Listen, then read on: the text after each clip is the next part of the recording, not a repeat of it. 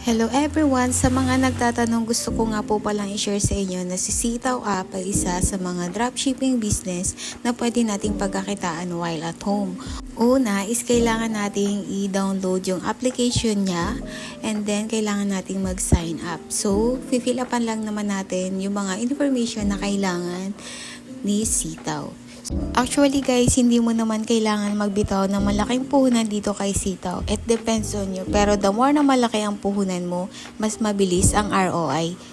At ang kagandahan pa dito kay Sitaw ay pag merong gumamit ng referral code mo, ay meron kang commission na 3% sa bawat item na umu-order dun sa shop niya.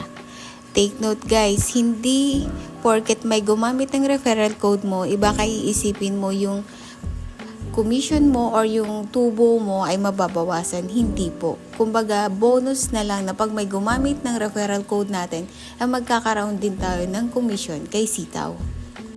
At ang pwede nga natin kitain dito kay Sitaw ay 7% to 12% as a seller.